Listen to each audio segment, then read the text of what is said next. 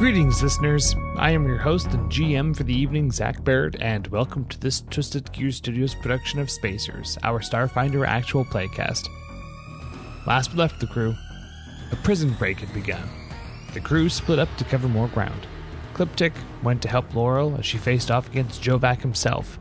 Captain Argus and Grek went to go and cut off Xovak's escape, as Flinch joins the Warden while he checks on the integrity of the crypt below.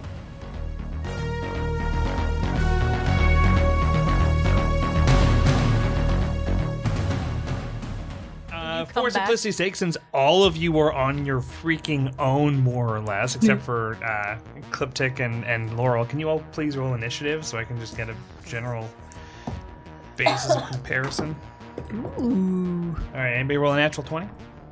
Nope. All right, 20 or higher? Yeah, what'd you get? 25. Okay, 15 to 20? Right here, so you add 1 to your D20 Oh, roll. yay. Nobody rolled a 15 to 20? Yeah. I got, actually, 17 plus 6, so 23. So that's above 20? Mm-hmm. She hadn't done You the math yet. So that's more than you. Okay. Yeah. No, it's not. She got I got 25. 25. You're 25? Okay. Yeah, 23. All right, anybody else roll between 15 and 20? No? 10 to 15? Okay, what'd you get, Cliptic? 12. What'd you get? 13.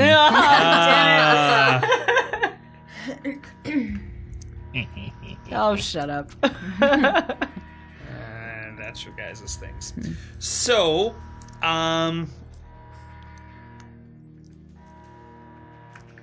because you're all split up, and this is exactly how games should be, you should all always split up. 100%. Except in Cthulhu. You get more accomplished. Disclaimer, we do not recommend any of the tactics used by the Meteor crew in any life or death situation.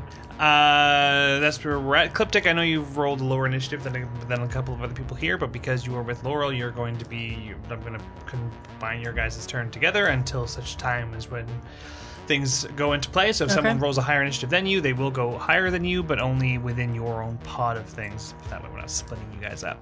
So, it's been about a minute since Xovak has run down the hallway and ran away, and Laurel, from your perspective, he's going really fast. Oh my god, how is he going so fast? And I think someone had healed you up. Someone stuck you with something on your way into the hallway.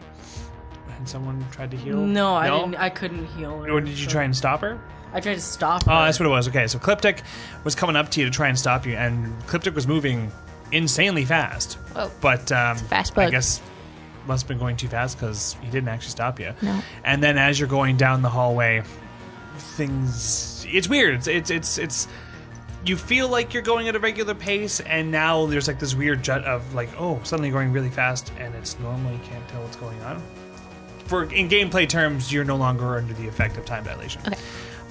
Cliptic, you watch as down the hallway, Laurel kind of pauses for a split second and looks very confused. I keep running though. And Laurel keeps running. So she's out of the time. No, she's still slowing down. She went from going really, really slowly to now she's running at a normal pace and is now jetting down the hallway. Well, I'm probably gonna try to keep pace with her anyway. Run after her. Yeah. I'm not going to be mean to get you guys both to roll athletics checks. It's just a matter of Cliptic's running behind you. Let's go, Clippy. Actually, no, I don't say that because I'm too focused. Yeah. I say nothing. I think what happened was I tried to stop you and your tail tripped me, but it got the full force of your tail and you knocked me back. Oh, sorry. Greg, Only a little bit. you're down in the hangar bay. You're shooting a couple. I think last week we left off, you had killed one zombie and one was more or less still standing. If it's still there, I'm gonna try to shoot it in its almost dead again face. Yeah, roll Okay. a d20. Okay. So, trick attack? Yes. There you go. I do the attack and then the stealth. No, you do the stealth Roll first. first? Yes. Okay.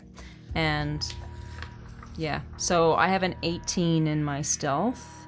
a plus 18. God. And then with trick attack, I get a plus 4 on top of that. Yeah, okay. Oh my god. That's the point of these. This is level 4. You're all level 4, by the way. Let's not talk it up. Let's not talk it 22 up. plus 11. So I'm assuming... It's dead. Yeah.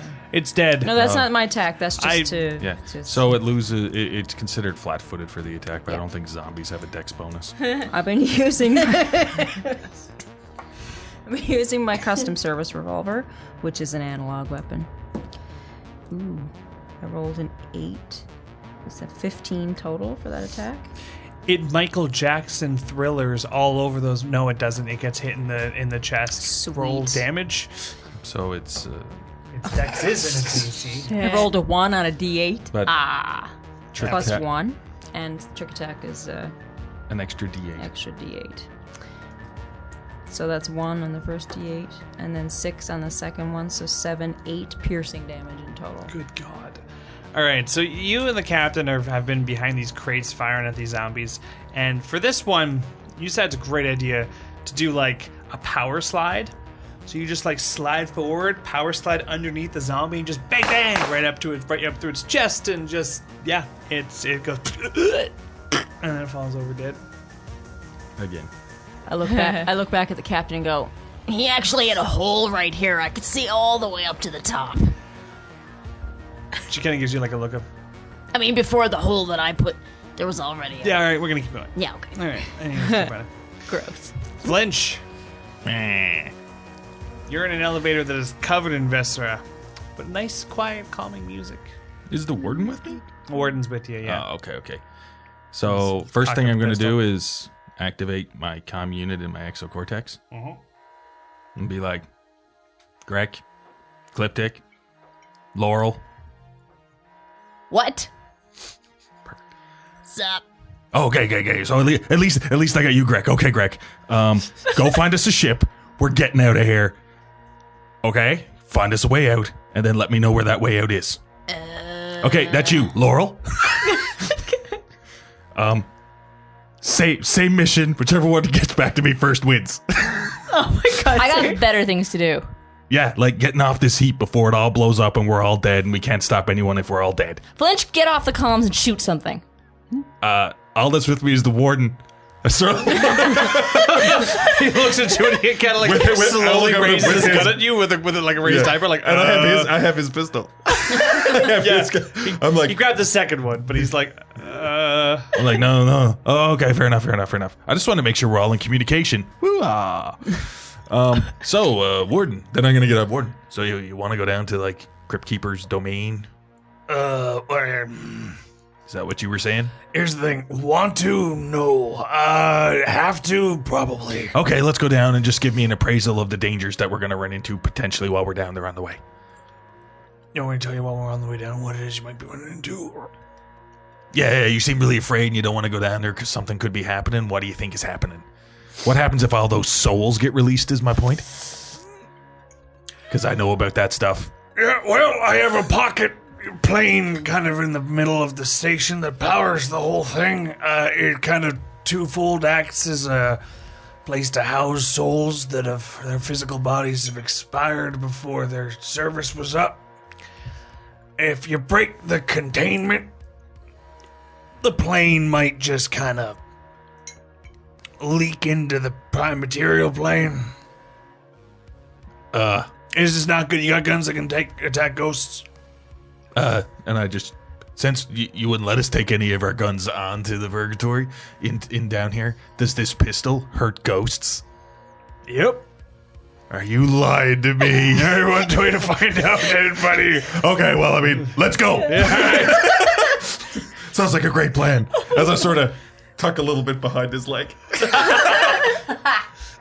he just like eyeballs you weird. It's like, what the fuck? All right. So, Laurel. What the hell? Yep. Sorry. No, you're not. So you're trying to keep up. There's this path you've taken before, but you kind of used partway down the hallway here. There is a ramp that leads back up, and you've taken this ramp that goes back up to the warden's floor before. But there is an extra bit of the hallway that continues onwards that you've never used before. Which of the two paths would you like to take?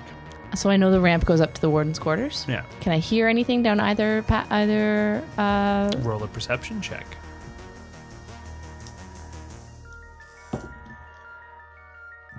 Ten.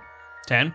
That would be enough to hear the heavy footsteps boom, boom, boom going from down the main hallway. Then Not that's up the way I'm ramp. going. All right, so you chase on afterwards. I will actually get you to roll an athletics check, just to gauge how fast you're going. 23. 23. like a adept large velociraptor. You just boom, boom, boom, boom, boom. Lean forward, your tail balancing you out as you just like hunch forward. The tails Clip of tick. 4. Yes. Yeah, this is what they're for. Want to keep up? I'm going to. Yes. Yeah, I'm not athletics gonna- check. Oh fuck. That's an 18. Because I have 0 in athletics. So if this were a TV show and there's a camera down the hallway, you would just watch as this lizard head looks up. Boom, boom, boom, boom, boom. Wait for me. Trying to keep up. We'll come back Is to you she guys. still in my vision? Am I going that fast? Or? Yeah, you're able to keep up, Oh, but like okay. there's at least 25 feet between you and her. Almost a full round of actual movement in order to actually catch up to I Laurel. see. Greg, you and the captain are. So what do you do with that information from Flinch? Continue with the plan to go to the hangar bay. Now, which hangar bay? The one with your ship or with the captain? The way that the hangar works is that there's like a ring around the station with a bunch of different floors of parking. So you've actually already passed the hangar bay where the Meteor is docked, and she's continuing down the ring. Captain? Captain. Yeah. Do we actually think we can keep this guy from escaping right now? If I kill him, What are the chances of that happening? I mean, I'm just throwing stuff out here. meanwhile, as this conversation's happening, the station's getting rocked by fire from outside. You can see ships outside that are attacking and kind of going and docking as well. She goes, well, I managed to put him in cuffs 10 years ago and made a deal with my old friend there. And he has since broken out. And per my agreement with the warden, I'm now allowed to kill him. So if I could put him in handcuffs, pretty sure I could put a bullet in his face. Are you sure we shouldn't be escaping? Because there's a lot of people outside. They're here for Xovak. If we can escape now, we can escape in 20 minutes when we get onto your ship. I would just rather have a bullet in Xovak's face before I run away. Okay. Shoot him. Can I hold you to that 20-minute mark? If you don't have him killed Roll a persuasion check. in 20 minutes, Roll a persuasion we check. go back to the Meteor. This is gonna be terrible. That's diplomacy, I guess. Yeah, that one. Oh no. Oh wait, Hey. are you untrained in that? I am untrained. What's in that. the bonus at the far end, the miscellaneous modifier? It is a +4 on my miscellaneous. No, that's correct. modifier. Oh Yeah. well, good luck. Oh.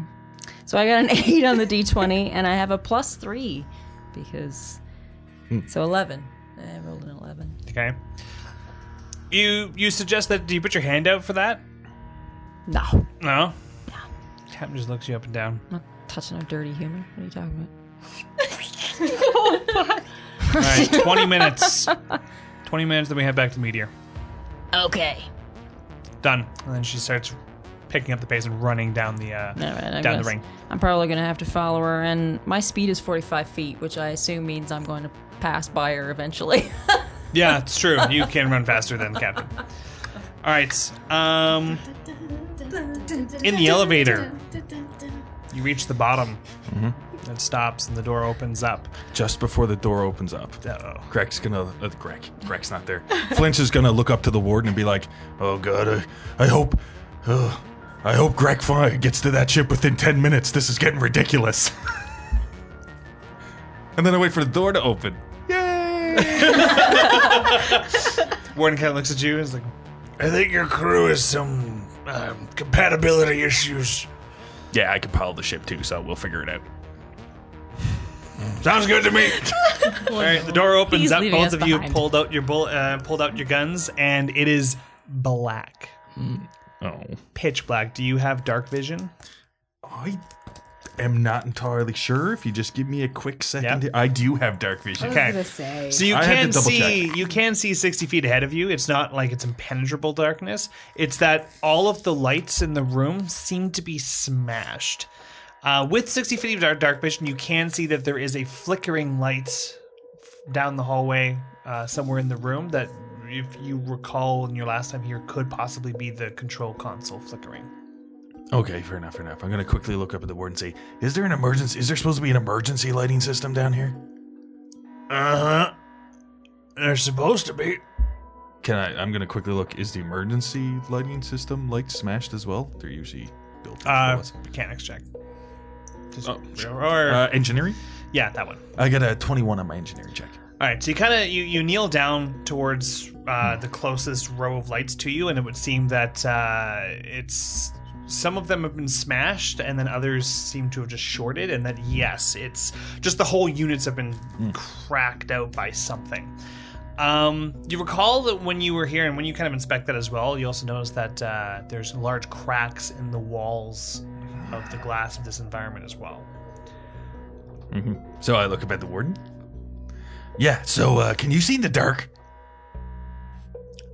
Not particularly well, unless I do this. And he clicks on a flashlight on the end of his gun and points it forward. Yeah, you see all those cracks along there in your containment unit? Yep. Yeah, it's gonna blow, right? I mean, there's no way to seal that. I mean, are you like a soul engineer? Not particularly. Well, let's go save the Crypt Keeper and get out of here. All right. Don't want to leave Kataska. That guy's awesome. I mean, He's my friend. Let's go. And I start moving forward.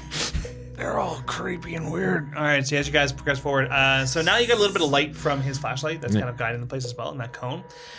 When his light actually points towards the console, you can see a little bit past your 60 feet. The whole hall was fairly long. Understandable. So you guys proceed down, I'm assuming, cautiously. Cautiously, yeah. Pistol up like a buddy cop movie. Me and the warden, Yeah. flinching the fat man. I need you to roll a willpower saving throw. Oh. Yeah, same thing as last time, except this time you don't got walls. 19. The warden also rolled really well. You both kind of shake your heads real quick, and You're doing all right?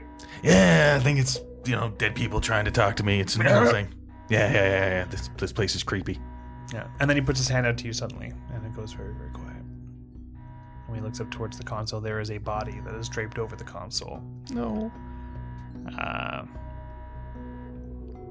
All right, I'm going to go forward a little bit more. What are you thinking? Oh, I'm with you, buddy. Oh, sweet. So you guys progress forward. And as you go in, the flashlight kind of lights up more of this chamber, because again, this whole floor was just one long hallway and then a massive chamber. This chamber kind of ignites, and the glass immediately in front of the control console smashed out. Looking as if it had actually been smashed from the inside. Well, there's very little glass in this chamber itself, implying that the glass has likely been blown out from this side outwards. And you see that Kotaska is the body that's laying over the console. No! Would you shut up? And he kind of clubs upside the back of the head. And then I go, And no. you hear, Coming from Kataska or from the hole. from the back of your mind. Oh, great. Yeah. Hey, you hear that, man? You hear that? You're not my brother. You hear that stuff in your head? Moaning? Like God. souls wanting to escape? Yep, yeah, it's not a pleasant experience. I think maybe we should probably turn around. And he starts sifting through Kotaska's pockets. Sure. Yeah. I'll quickly help him. Yeah. I'm a scrounger. He kind of slaps your wrist. He goes, They're defiling a dead corpse like that. What's wrong with you?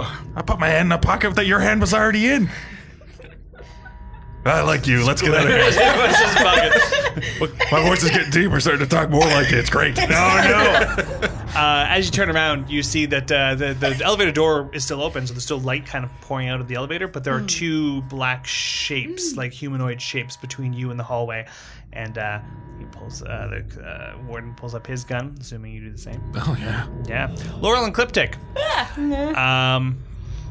you guys, as the hallway eventually opens up into like a very, very industrial area, it seems that this hallway kind of, its intended purpose was to be used as a back escape area.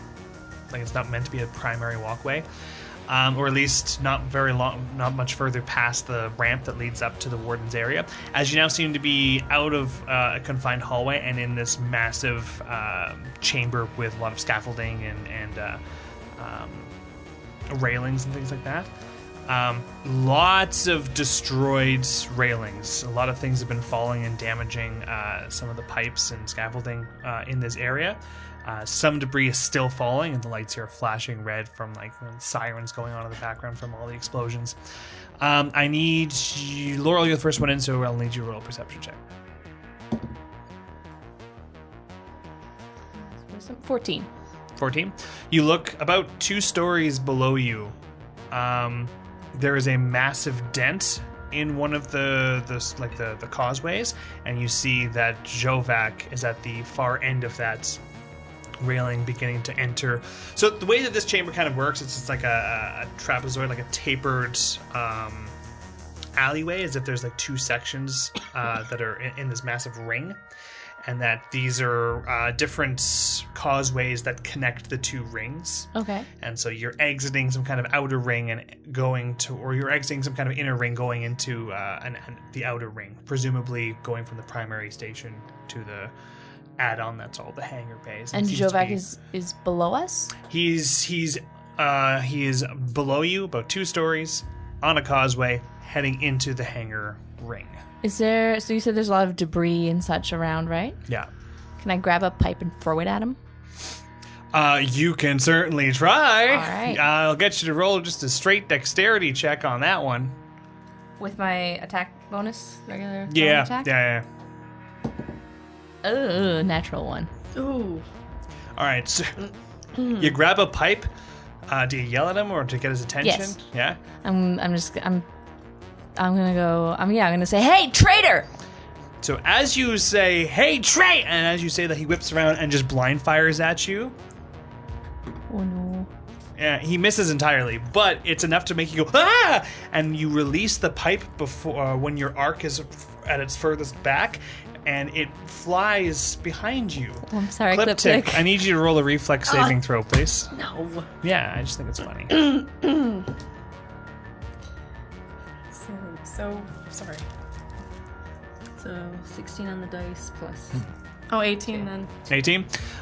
You see this pipe coming right at you. Ah! And you duck perfectly, and it just goes right past you. But you are able to catch up to Laurel now that she has stopped to try and throw a pipe. Do I see where Xovak is now too? Yeah. Can I start running again once I've dropped that pipe? Sure. Okay, I'm gonna run closer to be as much as possible directly above him.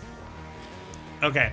So obviously, as you progress forward, he also continues forward. Yeah. So he will have entered the hangar. Yeah, I just basically I only stop long enough to throw a thing, and then I keep running. Yeah. Well, he's also got a significant head start on you. So where you threw the pipe at him, he was already at the doorway. So as you continue, he is no longer in your sight. Cliptic, as you enter this massive causeway, you also see his tail kind of swooping into a door that is 2 stories down. Oh, so he's already left the platform. Yeah. Damn it. Okay. Yeah. For you, he would have, because that would have taken. Yeah, no, that makes sense. I'm just gonna continue going after Laurel, basically following her. I'm not gonna leave her by herself. Cool. For the sake of having a lot of stuff happen, allowing people to have lots of things to do, what do you guys just continue into the where your causeway goes to your door? Or do you Can I tell what it is at the end of the other end of the causeway, or just a door?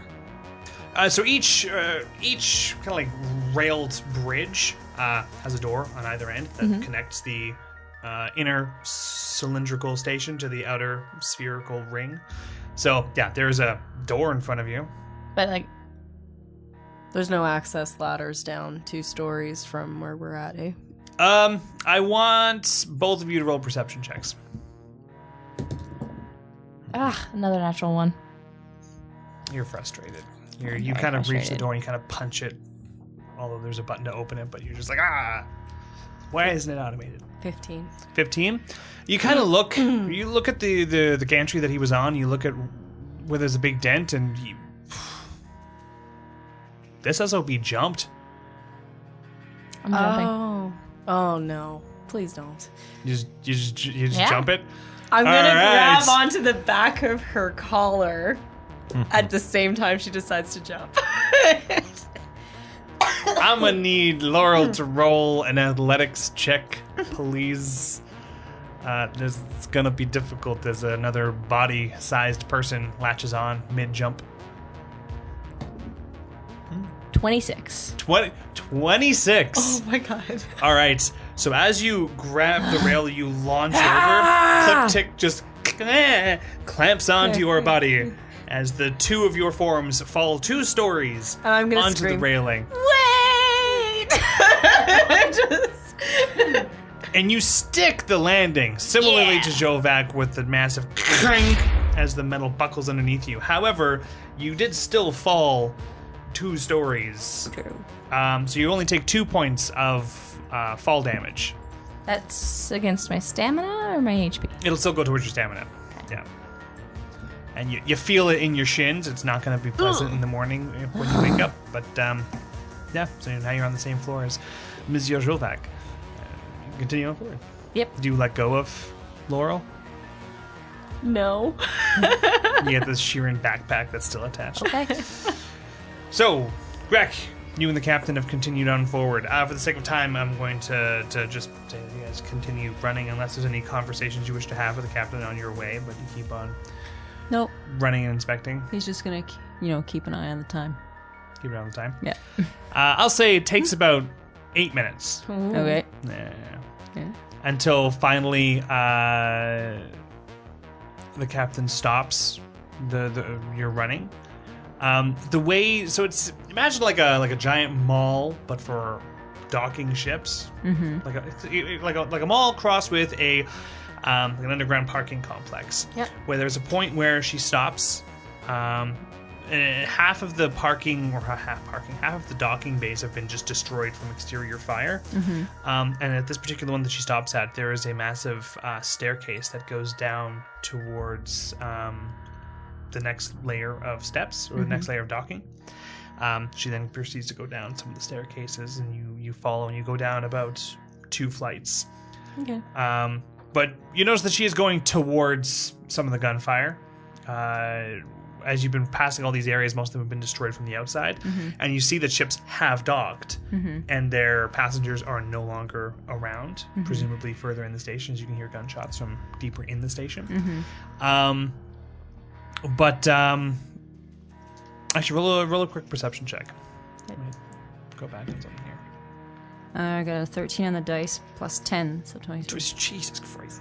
All right, He's got so big eyeballs. the one thing that you do find interesting is the one spot where the captain stops and then begins going down the stairs is where it's quietest. Okay.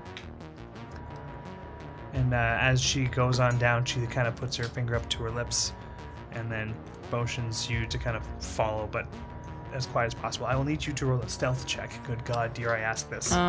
I already have an 18 to add to it. So Yeah, humor me. Rolled a 14 on the dice. Good God. So 32? Yes. Well done. Well done. All right. I'm riding on her back. She doesn't even know it. She puts her finger up to her lips to look at you to be quiet, and you're not even there.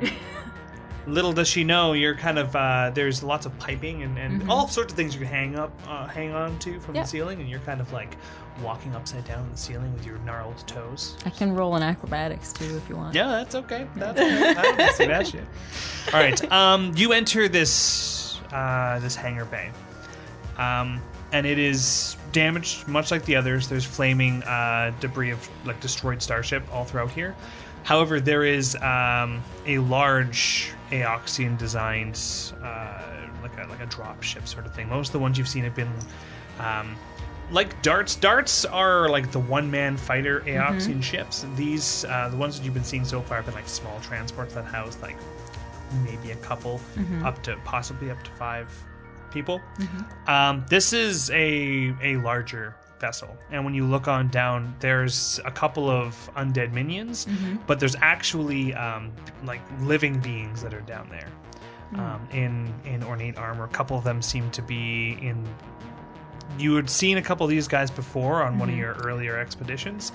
They seem to be in that like nice sleek black drow-like armor with the insignia put on their breastplate. Yeah. So there's a few of those, and there is those are the ones that you see. You see a bunch of the drows guarding the ship. How do you want to... the layout of the room itself, in case you wanted to plan any kind of strategy in this instance, is that you were on the upper floor of this area. There's most of the hangars have like a single floor, but the larger ones down below have two.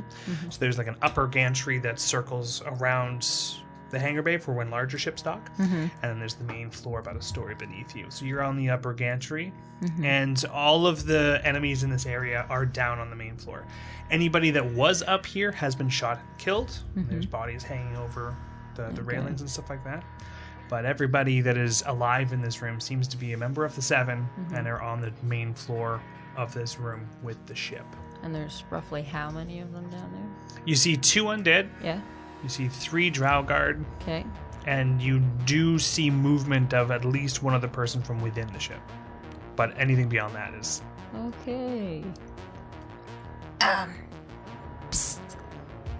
How exactly were you thinking we would approach this situation? Well, being that the ship is still here, he hasn't shown up yet. I'm going to go to the end of that railing. And then she points towards to where you guys came out, was like towards the corner of this area. In the dead center of the room, both on this floor you're on and the one below, there are doors. And she kind of points and goes, that means he's coming out of one of those 2 doors. Okay. Okay. Are you gonna fire at both of them? I'm going to aim a little bit into the room, because either way he's going to go on the floor. So I'm going to let him get into the room and then shoot him. I have grenades. Well, that would have been good to lead the conversation off with. Well, I still have them now, so I mean, yeah. All right, let's get rid of use grenades. I'm cool with that. All right. Let's go. She moves further on down the railing. Flinch. So with my dark vision, what do these things look like? They look like... I'll get you roll a perception check. Roll a 1. Roll a 1. So I'm blind? You kind of go, because Yeah, that's fair. you could have sworn for a second you could see through their spectral shapes, so you hide behind the warden. We're going to shoot And him. you see a lot of the warden's butt, but not much of what it is you're going to shoot at. I'm assuming the warden looks like he's going to shoot, so I might as well shoot too. Warden takes a shot at them. You watch him as he fires, and you see it spark, and the bullet flies. It sparks in the elevator, having clearly missed. Your turn. You want to take a shot? Yeah, sure. I'll activate my targeting system, and I'll shoot. And I'll overcharge the pistol. It's an energy pistol, you told me. It is, yes. Okay. So hit a 27 AC. That hits. Yep. Meat. Ooh. Oh, I don't know what the damage. I don't know what this it's weapon- D8.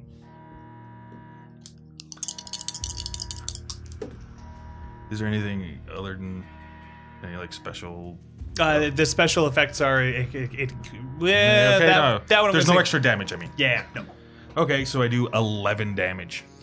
All right. You watch as this gun fires. So you pull out this golden-plated gun and you fire it, and this yellowish-white ball of like energy bolt strikes out of it.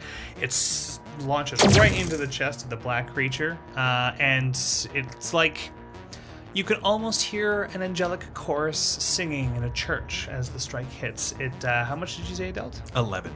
11 points of radiant damage Ooh. towards this creature, I guess, in this game. Oh, no, this one it is radiant damage. You're firing a holy gun. Yeah. Yeah, that's weird for Flinch. And it seems to do more damage than you expected, given the shot, and then the being begins to crumple over. Now that it's kind of lit up the place with its very brief blast, it looks like the two people that you're shooting at are similar to the two you brought in earlier. It was Kasatha and an elf, half elf that you brought in. Okay. So looks like they're black spectral forms of the last two people you had brought in here. We need to get out of here. Yep. Well, unless you want to run past a couple of ghosts that could possess you, I don't think it's a. Let's shoot them first. Yeah. I could, but I'm not going to leave you, brother. Oh. I like you. All right. And as he's like looking at Sally's, he fires again, and that one actually hits. You watch it; it strikes the side, and some wispiness happens, and then it reforms. Doesn't seem to move, and people start moving towards you, and their hands kind of reach out to your bodies. Laurel and Cliptic. Yeah. All right, you guys have progressed forwards. Yeah. How far ahead is Xovak in feet? You want to roll a perception check with some significant downsides because you can't see him. You're going off of your ears alone. I do have, I don't know how far he is, so it doesn't matter anyway. Ah, damn it. That's a 2. You got no idea. But plus an 8, yeah, basically. Like a 10, your ears are still ringing from the the Jump. wind gusting past your ears, and then the sudden boing Fair of enough. creaking metal beneath Laurel's heavy feet. Fair enough. Yep, we made it. Also true. I am now a living backpack. Yeah, you are. You are. Are your legs like around my waist? I had it like envisioned that when you landed, like I had like my one leg over your shoulder, like you'd see like in cartoons. But I'm assuming with your running, I probably have only like my 2 arms around your neck, and I'm flapping in the breeze like a cape behind you. Okay, cool. I like it. So awesome. All right. You guys progress forward, and Greg, you watch as the upstairs door, the one on the same gantry that you're at, opens, and this massive Vesk barrels on in, covered in black spectral, like voidish armor. Like it's not that it emits light; it's made of light, but it's like absorbing light as he goes. And as he vaults over the railing and then just bang, he superhero lands in the middle of the room, buckles the plating under him, because superhero landing is apparently cool, but very, very impractical, as Laurel can attest later. Hurts your knees. And once he stops and lands, you get to have a free action on him, as you had placed yourself with a nice high stealth check with something. Yeah.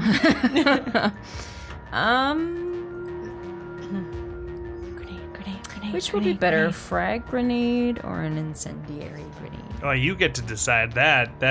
But you got to decide quick, because he only lands for a second, then keeps walking. I'm gonna try the incendiary grenade. Okay. All right. I'm going to throw an attack. Only has a +3, so that's good. Only a plus. You only need to hit a square. I know, but still. As The long as last it's time I with- threw a grenade, it didn't go so well. As long as you don't roll a 1. Don't say it. I said it. Then Okay. it'll jerk. I know, I happen. said it. All right, I'm rolling my d20. Good luck. Thanks. I rolled an 11 plus the 3 for my thrown attack is a 14. Okay. All right. So you take the grenade, you throw it from your into his general direction. Yeah. It doesn't quite it goes towards him and he sees it coming, and he goes and he grabs it with his hands, and then he tries to throw it to the ground, tennis bounce it away, but it does erupt a couple of. If we're gonna go gameplay squares, it does erupt like a couple squares away from him, but he does get hit by some of the excess blasts. Roll the base damage for it. Okay. D6. D6, I rolled a 4. Okay, and roll the burn damage. Burn, I rolled a 4. So 4 and 4. Yes, please. All right. So him, 2 of the zombies, and 1 of the drow guards get hit from the concussive part of the blast. Okay. And then the other 2 drow are hit by pretty much everyone around the ship gets hit by the full amount of 8 damage. Okay. Xovak gets hit with the four flame damage, but not the concussive damage. Okay. So he watches the flame kind of like brushes off his arm when he looks up towards you, and he is now engaged with you guys. So He looks up, I just smile, because what else am I going to do? the captain also got to take a shot off on him, but with having shot after the grenade, he sidesteps the shot and she misses completely. Okay. All right. Laurel and Cliptic, we're now going to merge this whole thing. We're going to have one nice round encounter here, and then we're going to go back and deal with what's going on in the crypt. So, Laurel, you're first. You enter this chamber, this massive hangar bay, and you see what I previously described. You're on the upper floor looking down at Xovak, and there's a recent explosion having just happened, and you see Grek with his really massive toothy grin hanging upside down up on the same floor you're currently at. How far away is Greg from me? Grek from you is about 60 feet away. Oh. Like this hangar bay is huge. Okay. So Xovak is 30 feet away from you, straight ahead and down, and then about 30 feet on an angle up away from him is Grek. Okay. I don't have any weapons. Is there? What is near me? Is it just an open railing? There is. So you look around real quick. Roll a perception check.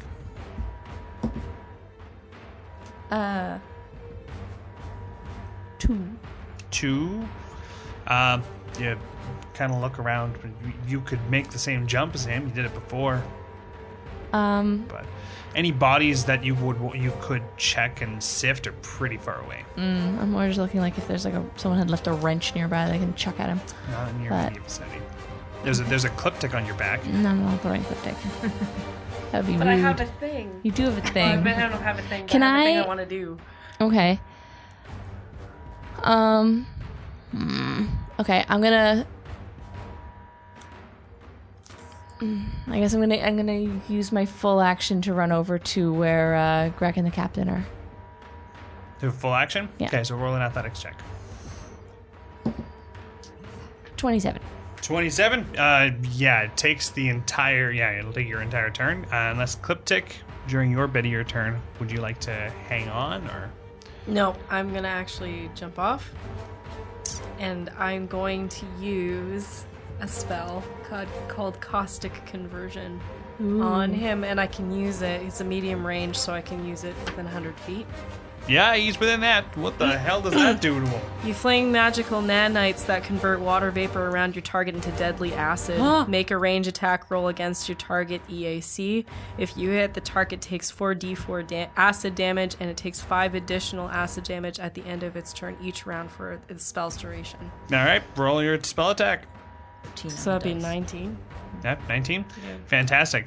So you jump off of Laurel's back as Laurel goes running down the railing, and you shoot out these nanites from however flavorly you want to do that. But these nanites fly across over towards where Xovak's at, and as he's watching Laurel run across, because his eyes are naturally going from Grek all the way across, he sees them coming by. He rolls around on the ground. He barrel rolls out of the way, and he avoids them. You said 19, right? Yeah. Yeah. Oh, okay. All right, Grek, you get your full-on turn. I'm just gonna hang from this pipe and just shoot at him to probably no effect. But I'm gonna shoot anyway. Do it up. 15! 15. You fire, and you kind of fire it around the same time that the nanites go towards Xovak. So as he rolls away, he misses your bullet as well.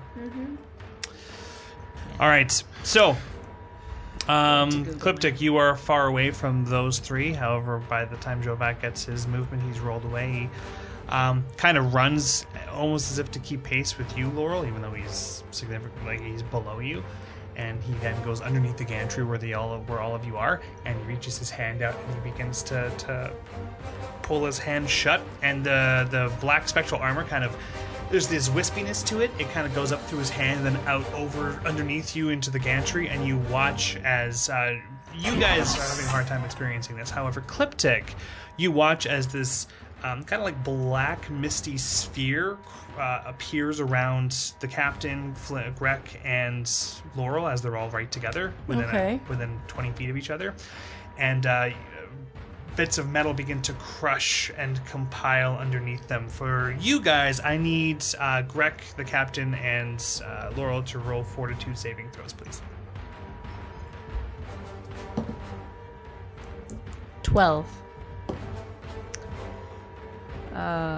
Grek has a 14 unless it's poison or disease, and he has, in which case he has a 16. Poison or disease. I had a feeling. All right, so 12, you said, Laurel? Yep. And then you roll 14. 14? Okay. Yeah. Although it's 16 if it's hot.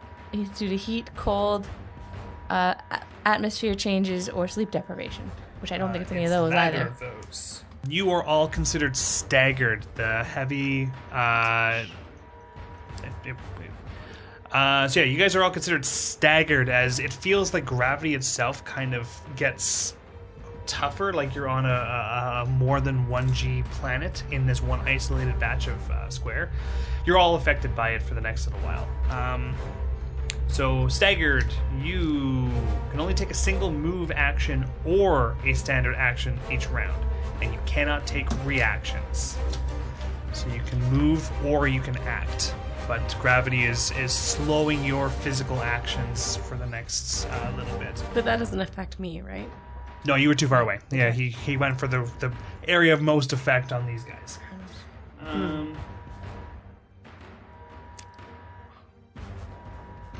Cool.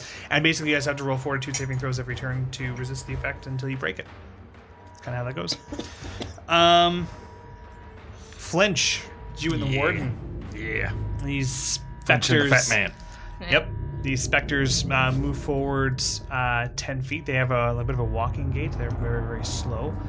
And they don't seem to have any ranged weapons, but they got their arms reached out, and there's this horrifying moaning coming from them. I will need both of you and the warden to roll Will's power saving throws. 7. 7.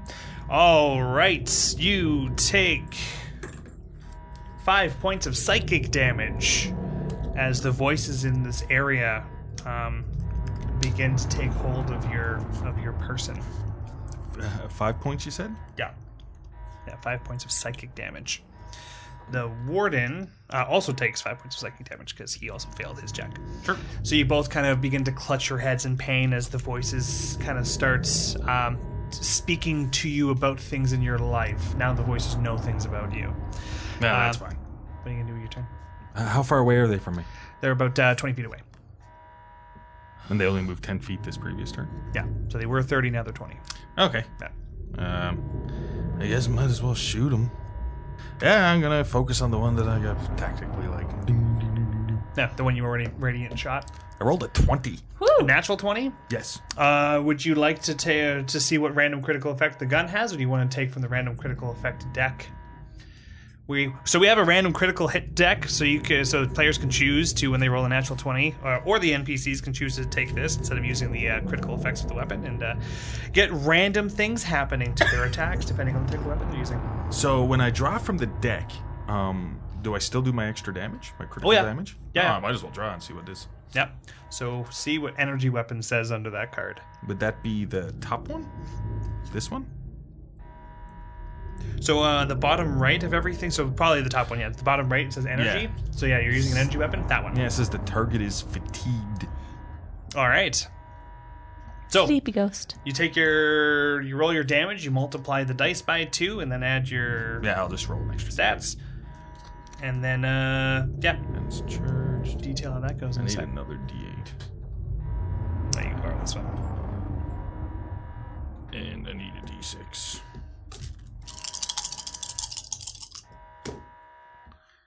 Jeez. 15, 17, 21 damage. 21 damage. I'll Yeah, take that so back there. the charge. Yeah, that's what it works out to. Yeah, this is your dice. Thank you. On a crit, it does. Yep. So you fire again from this golden pistol. It blasts its way right into the chest of this creature again. You watch as it actually temporarily tears a hole through the center of it. Again, this religious chorus kind of makes the voices go at bay for a few seconds until they return back like a wave of water. The body reforms, but it actually staggers for a bit, and it's now moving in a weird jittery pose, but still maintaining its speed. For the sake of your own notes, staggered means that it now, or fatigue means that its AC now goes down by 1, and it also cannot rush you. Doesn't seem to be rushing anyway, but its AC is down by 1, so that is something for you to take effect. Nice. The warden keeps shooting at his. That's a 19. It's not a crit, but it's still pretty good. He hits his, so you watch him kind of also take a shot, and it hits the creature, and it takes it and keeps on going. And he's like, Well, it'll be great once you're done shooting that one to help me shoot this one too. We should focus on the same one. Yeah, that would have made sense. and he kind of put with his movement, he's going to actually push Kotaska off the console, and he puts his gun away, and he's actually going to spend his next turn actually working on the console with something. You're not sure what he's doing. And the nature of this turn is going to be super short just because it's just you and him, and then going back to this fight. So back to the main hangar bay. Laurel. So I look up at Starting your turn, roll a fortitude saving throw. Right. Yeah. 14. 14? Yeah. Same as before, you still feel the effect of being crushed under excessive gravity. Yeah. So I look up at Greg and I just go, grenade! Greg hands her a frag grenade. Swift actions do count, so that is okay. With my perception check, or that it made when I first entered the room, do I see there's just a crowd of people, or do I see the ship they're going for? So you roll a 2. Okay, so no, I didn't. Then I'm just gonna throw it down at Xovak. What's the range I don't know. of a grenade's blast radius? Oh no, I know you don't know. It's 5 No, I need to know. 5-10 feet? Okay, so it's It's one or the other. so you just watch as Laurel goes tink, drops. Still need you to roll a throw check though. 20. Not a natural 20? No. Or okay. So yeah, you just drop it straight on down, and Xovak he's looking down as he's concentrating on his ability, and he hears tink, and he looks up as the grenade's falling down towards him. What's the damage on the frag grenade? Pretty sure it's a D6. You're the one with the book. Well, Zach has the book now. Oh. Oh, I thought you had the written. You said you had No, frag it's in my grenades? inventory, and it's been there for a while. Yeah, I'm pretty sure it's a D6 for a frag. I think it is a D6 too, because I think we used one before. Oh.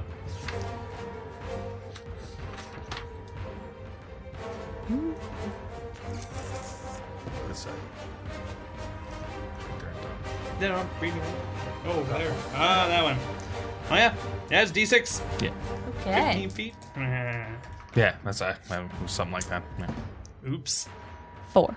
4. All right. Do I add anything to that?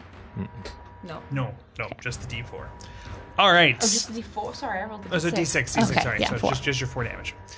All right, so you drop the grenade. He rolls to, or he goes to step out of the way. That would be KAC. Yeah.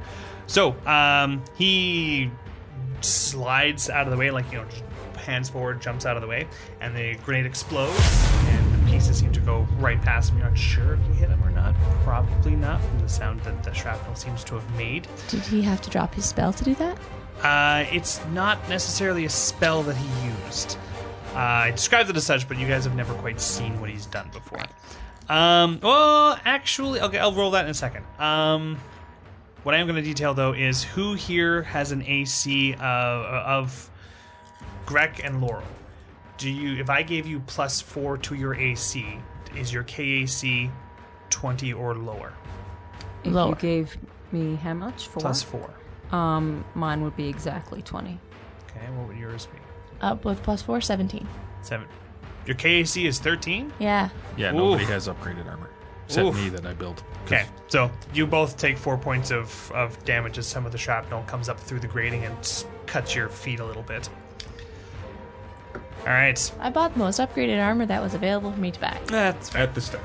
No, it wasn't at the Mine. start. You weren't here that day. yeah. You went shopping.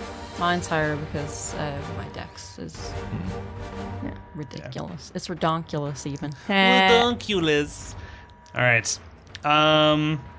That was Laurel's turn. So, Greg, it is your turn. Real quick, as the one that... I'll do that on your turn. Greg, what are you going to do?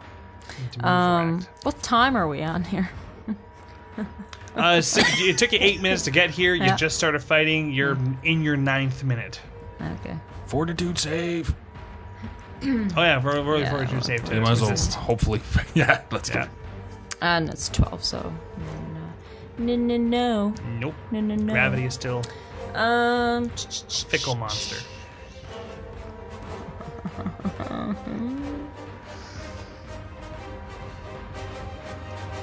I'm just gonna try shooting the Jailbreak again because what else am I gonna do? Cool. I am gonna remember to do my trick attack this time though.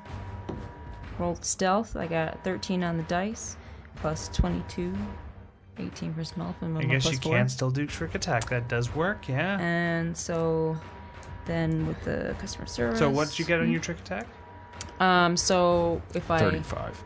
35? Yes. Yeah, you made it. You made it. and Ugh! so Oh my god. flat-footed. I got a 17. I got a 10 on the dice plus 7. And he's flat-footed? Yeah, so no dex bonus. That hits. I think that's what flat-footed is. If you want to check, but I think that's what it is. Yeah, no, that's what Yeah. flat-footed is. I just wanted to make sure that's what you said, that he is flat-footed. Then Yeah. yeah, 17 will hit. And then What's the damage of your gun? my gun is a 1d8 piercing plus 1. So you get to roll 2d8 plus 1, and Yeah. that's 2d8 plus 3. 2d8 plus 3. Because every character at level 3 gets specialized in the weapons. Oh, right. Weapon specialization is half your I character have that level written extra down on damage. my Yeah. weapon specialization. All yeah.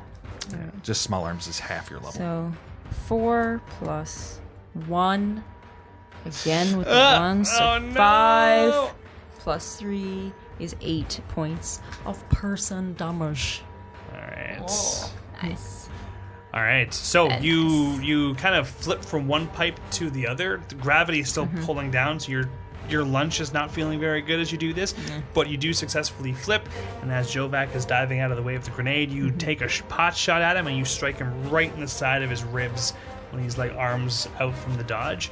And you watch some kind of blood spurt out a bit. And he goes, "Argh!" and he takes the hit and rolls on the ground. And I should just Ouch. take that as a win and leave. okay, Captain rolls her fortitude save. She actually passes hers. And as she kind of shrugs it off, she grabs the railing, jumps on down, and she's going to try and... that's a success, so she's only going to take a little bit of fall damage. No, that's... No, not from that height. Alright, so she jumps on down, and she's going to take a pot shot at Mr. Xovak. That's going to miss, so she lands, fires, and he kind of steps above it and is there. Your turn. Is Cryptic. he now not? It wouldn't be directly below me. He's still about, because he's closer to them, he's about 45 feet away from you. You didn't run over with him. Yeah, you're still at the opening so door. I can't jump on top of him. or anything. No. And you'd have to use your entire action to even get to him. Like, physically in the same I'd like area to as he see is. that happen right now, though. Yeah, I know, right? I would go through that. So, excuse me. Oh my god, I'm gonna die. So if I was on the same level as him, how far away would I be? If you were to jump straight down, you're still, give or take, 45-ish feet away from him. Okay. But you can use your movement to get up close to him. Like, to close Yeah. 30 of those feet. I think I'm gonna do that. Okay, so first things first, athletics check to make the jump. Wait, are you running down the railing or are you jumping? I'm gonna jump. Oh. Jump down. This is 11. 11. So you all watch as Cliptic goes to be a boss, and one hand jumps over the railing and takes 4 points of Oh shit. fall damage as there's like the soft sound of chitin cracking. Like a little Yeah. flappy little bug. flying. yeah. Actually, that's a good question. Do you have wings? No, but I have mating arms. Ah, that's That- not that's as a thing. useful. They're Oh. just Those kinda- aren't Win-win. Those just kind of jingle underneath your bandana. Anyway, So you're now there. You can Hidden. proceed your turn as normal. Okay, sorry, what? You can proceed with your turn as normal. So now how far away am I from him? You're 40. You have Oh, to I'm use your still- full movement, and you'll still be 10 feet away from it. Oh, yeah. I said I was going to use No, my you- full move. Okay, so you jumped off the railing. Now you're going to use your full movement. Now what are you going to do? Oh, okay. I'm Yeah. going to use Energy Ray. What does it do? Energy Ray is can cast a spell choosing either acid, cold, electricity, or fire. Remember when I did this to the sloth character and tortured him? And Oh, Yeah, that one. Yeah, you that lost one. Some, you went down the alignment chart on that That's one. right. You fire any ray at the target, and you must make a ranged attack against its EAC. On a hit, the ray deals 1d3 damage. Do it. Oh, well, that sucked. What'd you get? I got a 3. Plus, what is it? Sorry. Oh yeah, right. Okay, sure, 7. Okay. So you put your hand out to shoot this beam of hate at Xovak, and you're slightly distracted at the last One second. second. I have a thing though. Communalism. Can I use this within 10 feet once a day? Sharon can roll a single attack roll, skill check twice, and take a higher result. You can do that for this. Yep. Ooh. This is a spell attack. It counts. So that This would is be your rolling once the a day, same so thing, make right? sure you make a note of it, because Yeah. that carries on until the day ends. So that would be 19. 19. Yep. He's no longer flat-footed though, so that misses. Who's no longer flat-footed? Xovak. That was only for your attack. there. Yeah, that was so only- yeah. You do the same thing as you reach out to blast him. You're distracted very slightly as the figure whose shadow was inside the ship is Sloth, that creepy Sheeran that you had seen before, except this time he's grinning and he's covered in viscera, and he's getting ready to come out of the ship and join the fray. So you see that and you fire your beam, and Xovak kind of sidesteps it and looks your way and Oh, okay. misses. Xovak's turn, and then perfect. He's going to close the distance on you, Cliptic, since you're only course. 10 feet away. He's going to grab you by. He's going to barehand it, just grab you by the throat, and then just slam you into the ground. And does 24 hit your KAC? I'm pretty sure. Why are you guys fighting this That's guy? It's a at the yes. sheet. That's a yes. Oh. Yeah. I'm almost certain that it does. All right, so he didn't roll very high.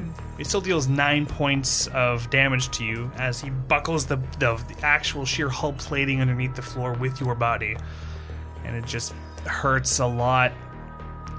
And this is the state that you guys are all in as the spectral forms close in on Flinch and Warden.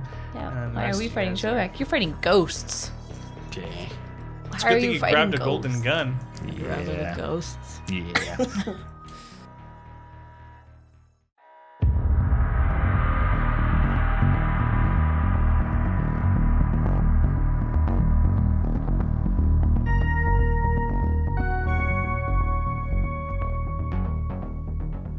Thank you for listening to this Twisted Gear Studios production. The next episode of Spacers will air Tuesday, December 10th. Until then, Tuesday, December 3rd, is the next episode of The Call, our Call of Cthulhu actual playcast, GM'd by Derek Snow. The game system used today was the Starfinder game system by Paizo. Music, sound effects, and ambient tracks in this episode licensed by Video Copilot, Triune Films, and Sirenscape. You can find all of Twisted Gears' podcasts on YouTube, Google Play, Apple Music, and Spotify. Please like and follow the Twisted Gear Studios' Facebook page, and follow us on Twitter and Instagram at The Twisted Gear. Your players this evening were Janessa Coles, Lindsay Delansky, Elizabeth Wells, and Derek Snow. Your audio operator tonight was Rob Hickey, and I was your host and GM, Zach Barrett. If you happen to be in the Brooklyn area, you can find me at Tavern on Main every Monday at 7:30 p.m. for trivia. Have a good night, everyone, and we'll see you next time.